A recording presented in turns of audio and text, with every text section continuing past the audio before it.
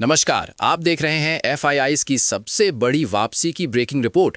लंबे समय की भारी बिकवाली के बाद विदेशी संस्थागत निवेशक एफआईआईज ने एक हफ्ते में भारतीय शेयरों में करीब 1350 करोड़ रुपए की खरीदारी करके बाजार को राहत दी है। और ये बदलाव रुपये की रिकवरी, वैल्यूएशन सुधार और ग्लोबल बॉन्ड यील्ड्स की नरमी से ट्रिगर हुआ है। सबसे पहले साल का पूरा बैकग्राउंड समझिए। 2025 भारतीय शेयर बाजार के लिए एफआईआईज की भारी निकासी वाला साल साबित हुआ। जनवरी से अब तक विदेशी निवेशकों ने करीब 1.55 लाख करोड़ रुपए से ज्यादा की बिकवाली की, जो सेंसेक्स निफ्टी को लगातार दबाव में रखने वाली रही। कमजोर रुपया, ऊंचे वैल्यूएशन, कॉर्पोरेट मुनाफे की सुस्ती और ग्लोबल फैक्टर्स जैसे अमेरिकी ट्रेजरी यील्ड्स ने मिलकर एफआईआईज को बाहर का रास्ता दिखाया। लेकिन दिसंबर के तीसरे हफ्ते में तस्वीर पलट गई। 17 से 19 दिसंबर के 3 सेशन में एफआईआईज नेट बायर बने और 1346 करोड़ रुपए की खरीदारी की।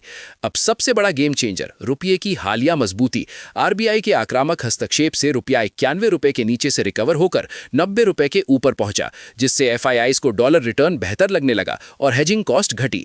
जब करेंसी स्थिर होती है तो विदेशी निवेशक आसानी से एंट्री लेते हैं, क्योंकि डॉलर में कन्वर्ट करने पर प्रॉफिट ज्यादा बनता है। ये छोटी सी रिकवरी एफआईआईज के मूड को पॉजिटिव करने वाली साबित हुई।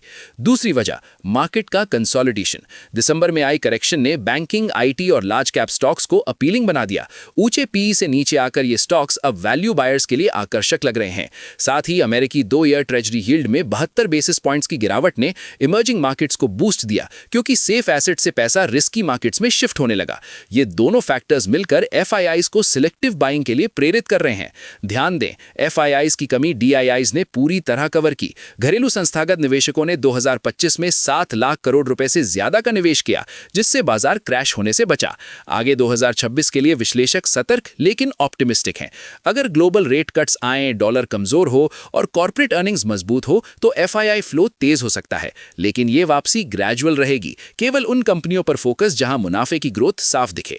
कुल मिलाकर ये 1350 करोड़ रुपए की खरीदारी सिग्नल देती है कि एफआईआईज भारत को पूरी तरह छोड़ने के मूड में नहीं है।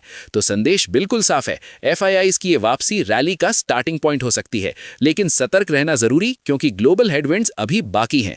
कमेंट में बताइए, क्या आपके हिसाब से 2026 में एफआईआईज का फ्लो 2 लाख करोड़ पार करेगा? वीडियो पसंद आया हो तो लाइक कीजिए, अपने दोस्तों और फैमिली के साथ शेयर कीजिए और ऐसी ही हाई एनर्जी एफआईआई मार्केट और इन्वेस्टमेंट अपडेट्स के लिए चैनल को सब्सक्राइब जरूर कीजिए। साथ ही बेल आइकन दबाइए ताकि अगली बड़ी खबर सबसे पहले आपको मिले।